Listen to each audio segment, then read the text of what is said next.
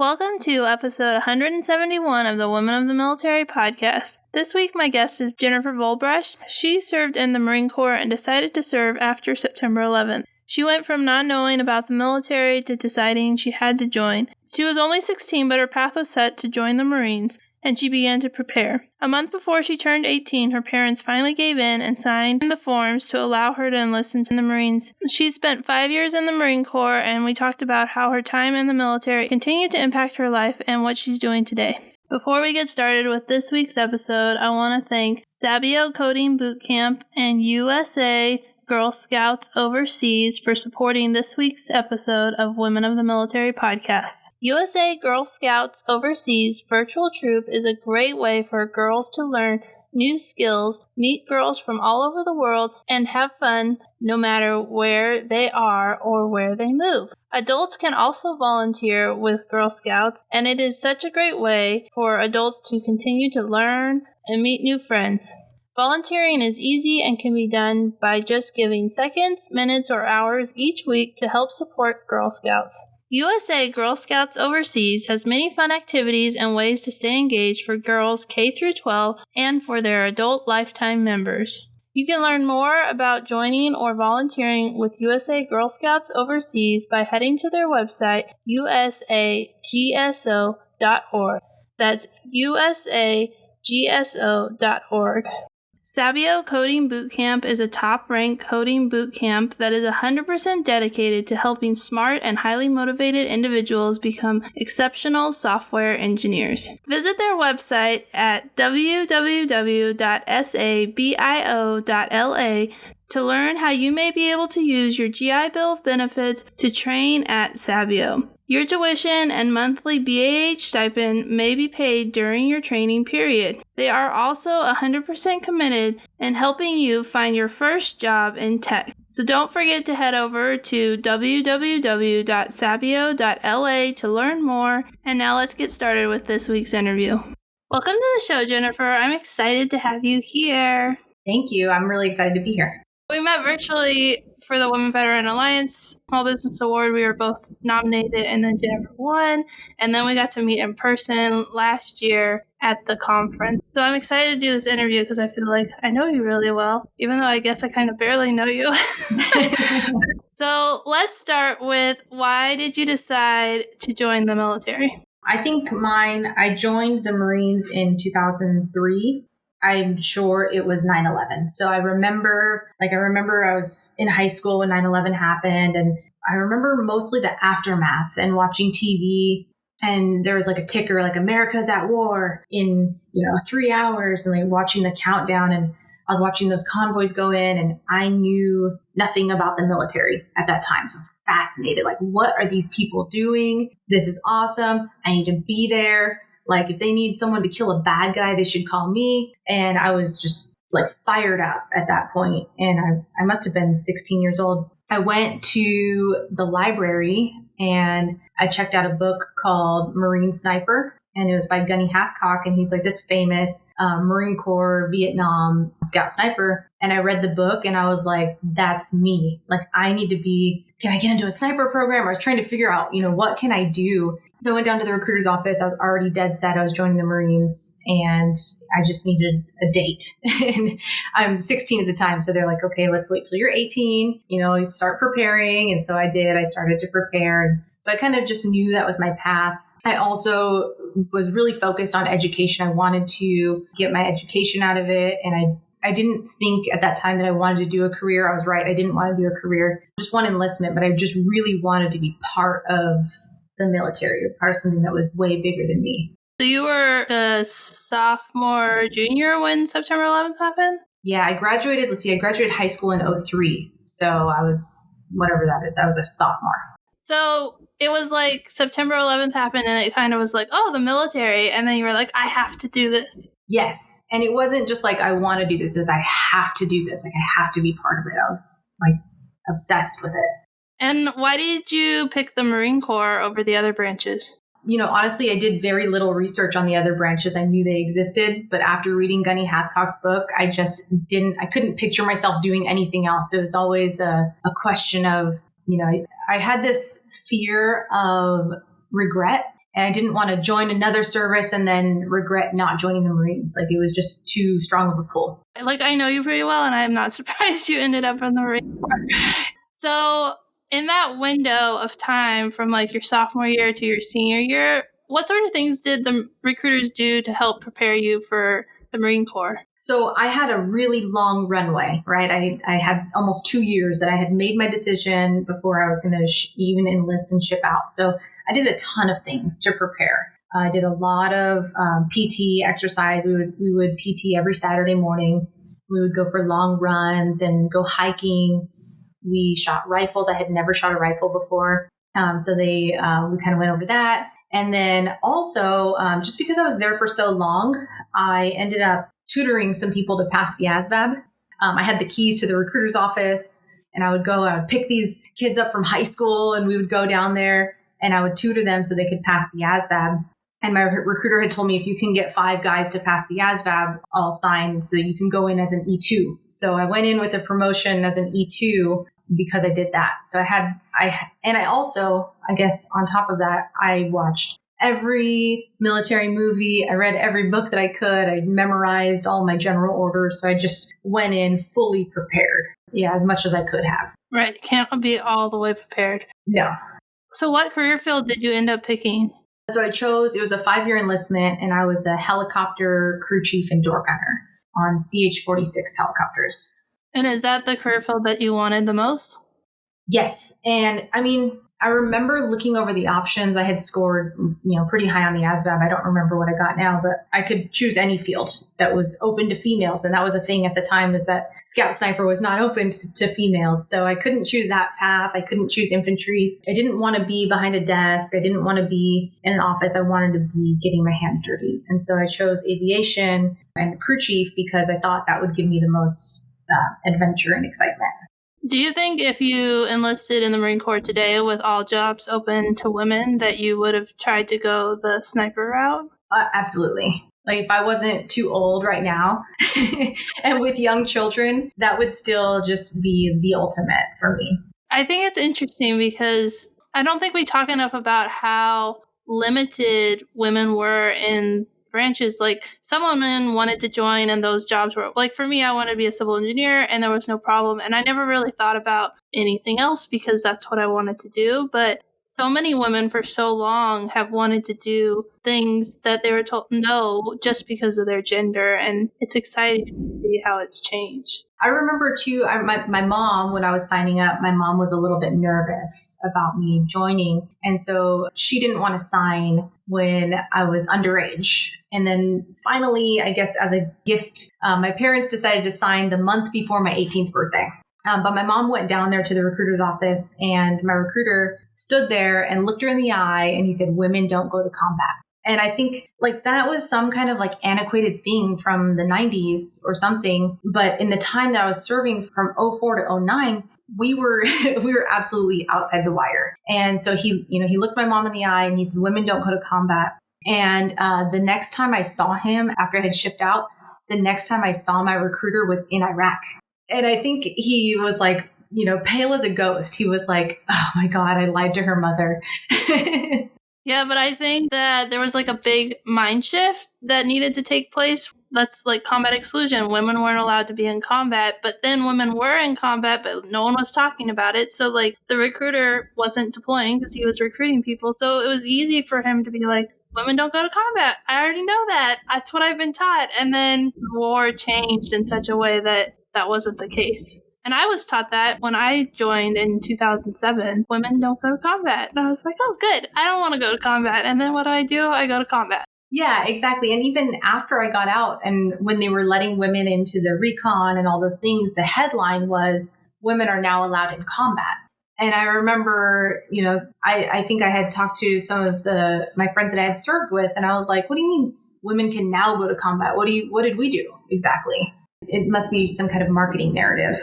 Well, I mean, it's all about the headlines and grabbing the attention. And I don't think the military really wanted to explain, oh no, women have been in combat for a long time. They're like, oh yeah, we're starting this new thing. And it's like, no, you're not. And it really was a disservice to all the women who did do the things. I felt that same tension because when they announced combat exclusion, I was still active duty, and someone came up to me and asked me if I was going to get out of the military because now women could be in combat. And I was like, well, I already got shot at, so I don't see how anything's changing. And the look on their face was like, what? And that was on base. Someone asked me, it was a civilian, but that was the first thing that she asked me when she found out about combat exclusion. Are you going to get out now that women can be in combat? No, there already have been. Yeah, so let's talk a little bit about boot camp. When you went, was it still segregated males and females, or were you guys mixed? It was segregated. So what was that experience like?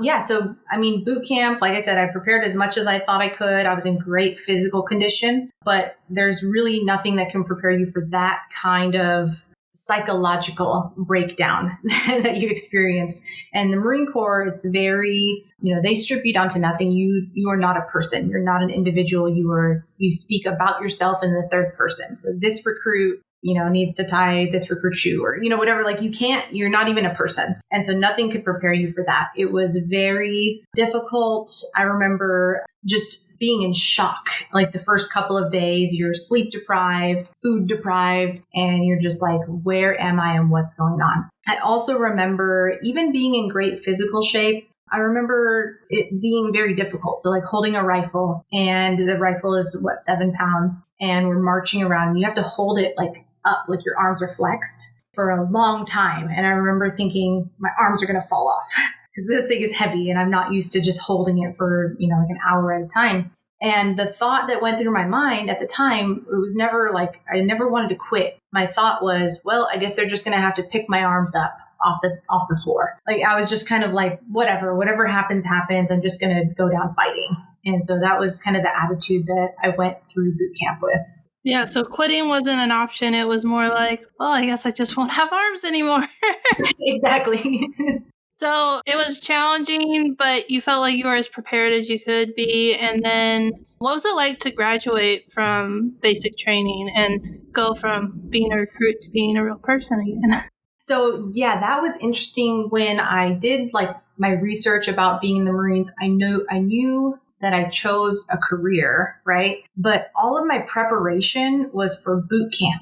So, graduating boot camp, first of all, I mean, there was nothing I was more proud of at the time. And even to this day, one of my proudest moments, my family, I'm from California, and I went to boot camp in South Carolina. So my whole family came out, my siblings, my boyfriend at the time, who's my husband now, he came out and we all celebrated and everything. And it was so great. And then when I, kind of figured out, okay, just being in the Marine Corps is not just boot camp. Now I have to learn my job and then I have to go do my job. That was a little bit of a shock, like, kind of like what's next? And oh, shoot, I'm stuck here for the next couple of years. And so the reality set in, but I felt like I adjusted well. I've always been very studious. And so I just studied what my job was going to be. I studied the helicopter and just made sure I felt comfortable. And I also just really tried to bond with my classmates. And at that point, after boot camp is when you start to mix male and female. So, of course, I was the only female in my class. But to this day, I keep in contact with a lot of the guys that I went to school with.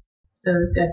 So that's an interesting thing to think about. You went from a platoon of all women, and because you guys were segregated, it's not that way anymore. Boot camp is now desegregated, or male and females mixed together. I don't know what that is. So it was all women to you being the only woman. So was that a hard adjustment, or was that like a natural shift? For me, I think it was natural, and I was, settling into my identity as a Marine, right? Like I'm a Marine and we're all Marines. And I never really thought like, I'm the only woman, or I'm the only whatever. I was just like, okay, we're all Marines and we're all new at this. We're all learning. I had my strengths and I had my weaknesses. And, I tried to work to my strengths, which was the books. The books were my strength. And then I also I'm kind of small and 5'2". And at the time I was like 110 pounds. So I was tiny, and being an aircraft mechanic or working on a helicopter, that can be an advantage sometimes. So, getting into small spaces or, having the dexterity with your little fingertips. So I used those to my advantage to just really prove myself and prove that I belong there. Yeah. Did you feel any added pressure being a woman, or did you see like we're all Marines and so I work just as hard as my male counterparts to be here? I did. I felt like that. I felt like I fit in, and I felt like just like the guys, I had to prove myself, and I had to pull my own weight. And I was always very conscious of that. Like, I'm not going to ask for help carrying my 50 cal. It's 80 pounds. It weighs almost as much as me. But I'm going to carry this thing out there. And I remember my first gun flight, I couldn't rack the 50 cal back. And I was mortified. I was beyond embarrassed. And so I failed that flight. You can't have somebody else rack your 50 cal for you. And so I went to the armory afterwards and I just racked the 50 cal like hundreds of times until I had it right, until I could do it without failure. And after that, I never had a problem again. But I always was very conscious that I have to do this myself.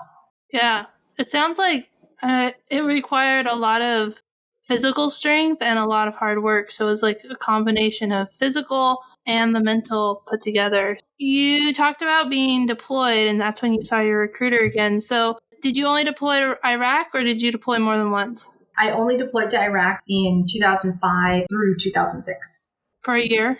For 7 months. So what was that experience like? So it was crazy. We were stationed at a small camp called Al-Taqadum, which was right in between Ramadi and Fallujah. And in 2005, 2006, Ramadi was nuts. It was crazy. Fallujah was crazy. And so every day we were flying casualty evacuations. We were doing resupplies.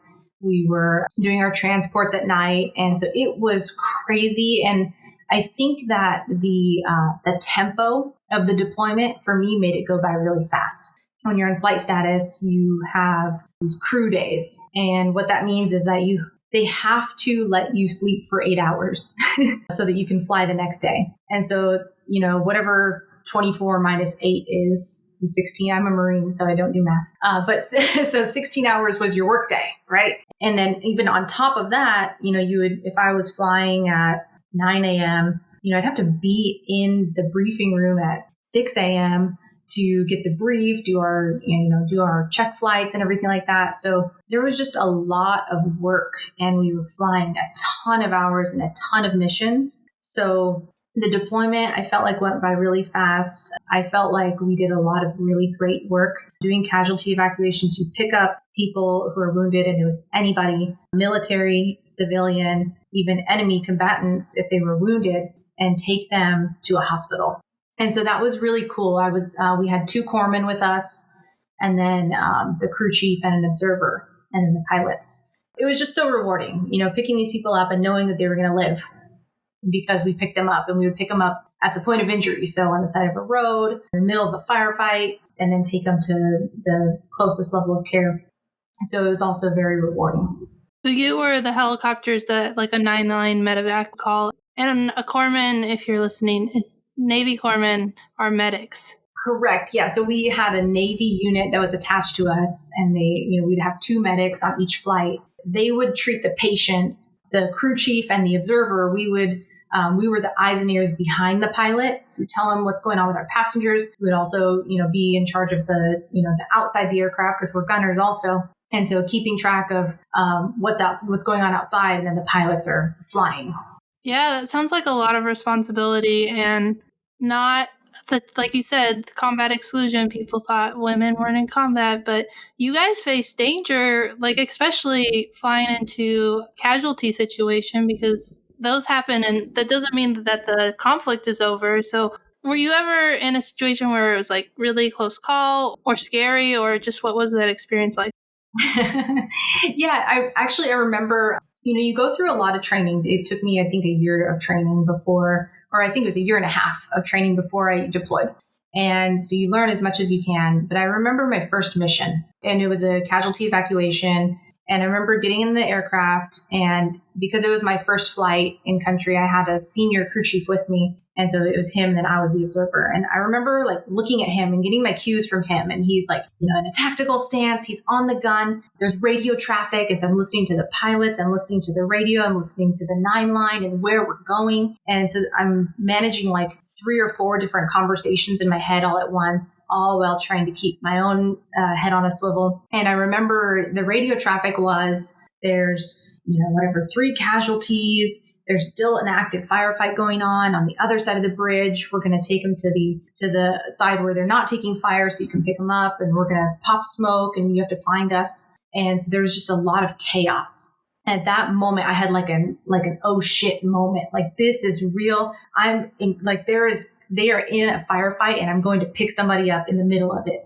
We got there and we landed and they loaded up the casualties, and the 9 line, that's the, there's 9 lines, right? The information about like what the situation is, how many patients you have, where they're going, and all that stuff. Well, it said we were getting like 3 passengers, and all of a sudden there's like 6 guys come on. They're all wounded. And so there was just even more chaos. Like, who are these people? Some of them were on stretchers. Some of them were able to walk, but they were all wounded. And so we pick them all up, take them to the hospital. And I remember from that point on, like, just because you've experienced it, it's like, this is real. There's a real combat going on out there. There's real danger. And then, like I said, Ramadi was crazy at the time. So there's always these little combat outposts that needed resupplies or they needed casualty evacuations. And just knowing that there was always is very hostile going into those bases.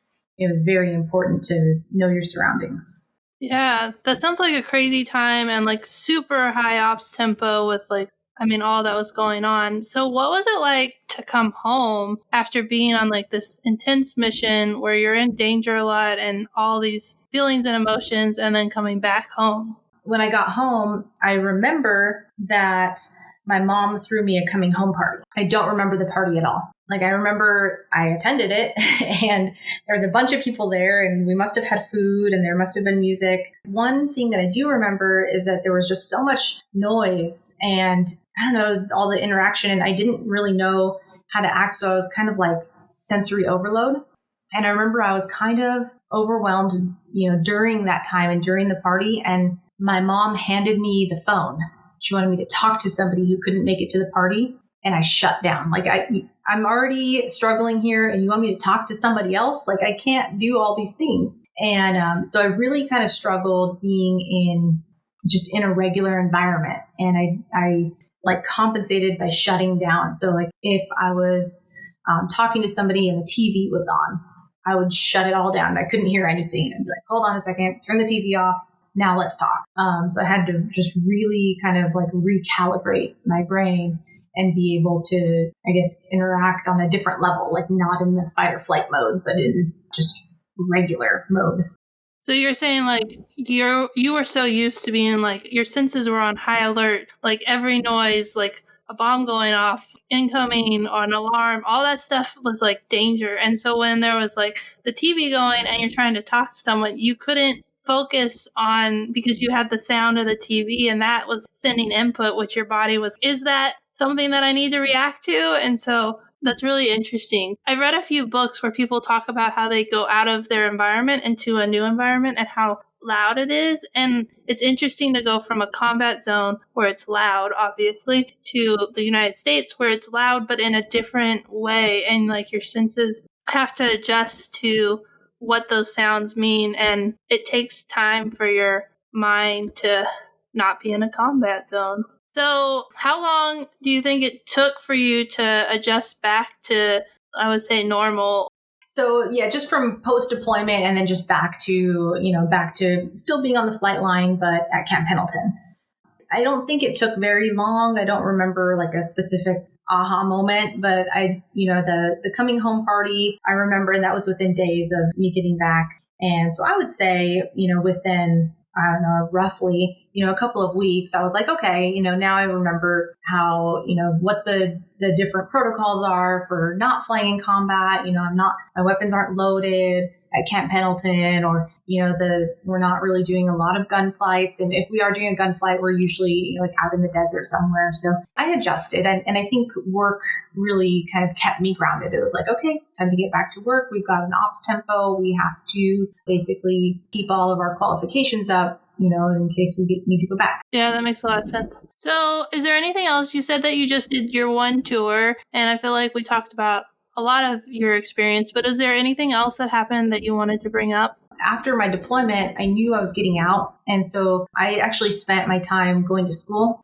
and I went and I got my bachelor's degree while I was still on active duty. And I was going to night school and weekend school.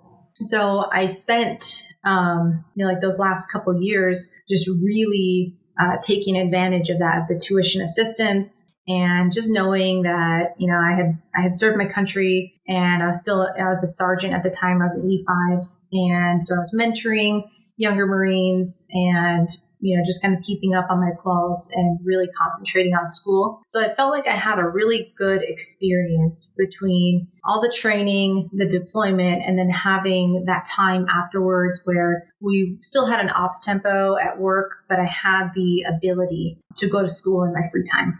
Yeah, that's another great benefit of the military is tuition assistance, of being able to get your degree while you're on active duty. And then now you can transfer your GI Bill so that you can transfer it to your spouse or your children, or you can use it to further your education after you get out. Right. And that's what I did. I saved my GI Bill, and I saved it for my MBA. And now it's paying for most of my doctorate. Not quite all of it. Most of it. That's good. Are you using the post 9/11 GI Bill? So I signed up on the Montgomery GI Bill, and then sometime during my enlistment, we switched over to the post 9/11, and it was a way better program, right? You get a housing allowance plus tuition and books. So it was a way better deal. And then at the very end of it, whatever you contributed to the Montgomery GI Bill, you got a check back at the very end. Well, I think the post 9/11 you don't pay into. Okay, so the Montgomery GI Bill you pay into, and so after you exhaust it, they give you that money back. Yeah, I am really lucky because they changed it to the Forever GI Bill, but I'm hoping to start using it in the next few years. But it expires after 15 years unless you got out after January 1st, 2013, and I got out October of 2013, so I don't have to worry about mine expiring. It's a great benefit. Yeah. That's exciting that it's paying for most of it. And you're working on a research project with your MBA doctorate program. Do you want to talk a little bit about that? Yeah, so I'm getting my doctorate in business, and I'm going to St. Mary's here in California. And my dissertation topic is female veteran entrepreneurs navigating masculine and feminine roles. And so it's kind of a mouthful, but if you break it down, you think, the military is a very masculine field, and you can't go join the military and be like, oh, I'm so nurturing and maternal, and, and I love, to wear high heels. Like, you can't just do that in the military. You have to adapt to the masculine environment, right? You need to assert yourself and be tough and be strong and take risks and be aggressive. So you have to adapt if you're going to be successful, right, in the military. And then you get out of the military, and society, right, is a little bit more soft. Or, in my case, I came home and, lived with my husband, and I was a wife, and we didn't have children yet, but it was just a more feminine role. So transitioning between, like, I don't have to be tough all the time, even at work as a civilian. I don't have to be tough and aggressive. I can actually be a woman. That was an interesting experience for me. And that's why I decided to study those different identities between, like, masculine and feminine. Additionally, entrepreneurship is a masculine field with regard to risk-taking and kind of a good old boys club, if you will. And there's more and more research coming out about entrepreneurship and gender and stuff like that. And it's kind of maybe a newer and exciting field. So I decided to go, like, way narrow and deep into female veteran entrepreneurs, which is a very small population, but to just really look at what their lived experience is between all those different transitions and the major contrast between those different environments.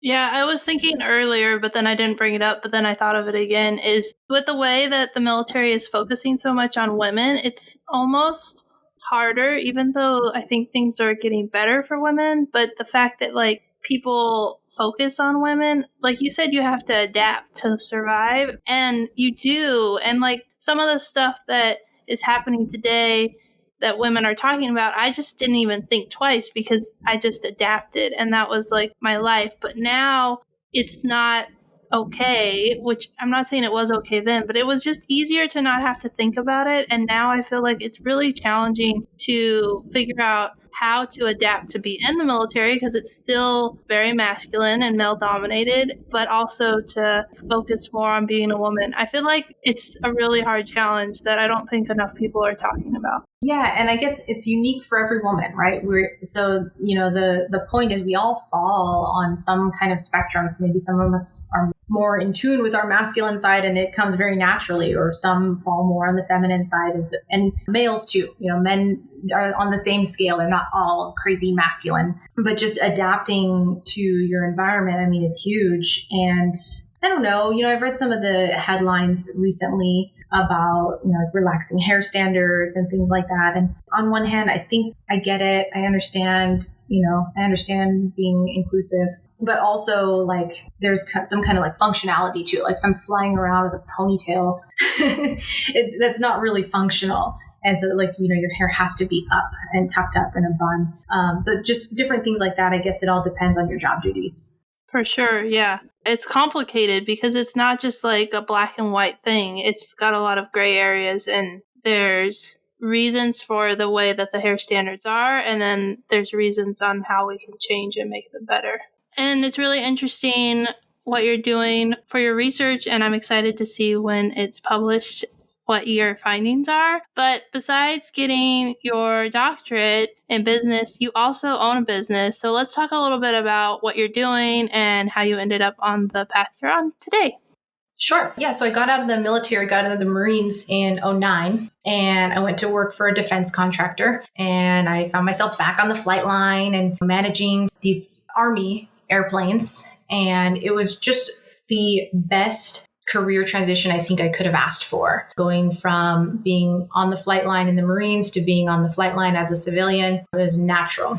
And I had some opportunities there working for the defense contractor to get my project management certificate and mentor under the project manager. And I just really fell in love with all things project management, cost and schedule and budgets and all that stuff. Just like a light bulb switched on and I was like, this is my career. I had like that aha moment. I left the defense contractor after I had my first child, and I went to work for a national lab when I had my boy. So I have 2 kids, and I worked at a national lab doing construction project management. And it was so cool. It was just a huge learning experience and learning how to execute and manage all these different subcontractors and stuff. And I just had this other aha moment where I said, hey, I could do this. I could go out on my own, start my own company and be a project manager, right? And project manage all these construction jobs and work with other national labs and work with other agencies and other companies. And so I took my time making this decision, talked it over with my husband, did a lot of reflection and planning before I quit my job. But in 2019, I quit my job and started my company, Volbrush Consulting. In that company, we,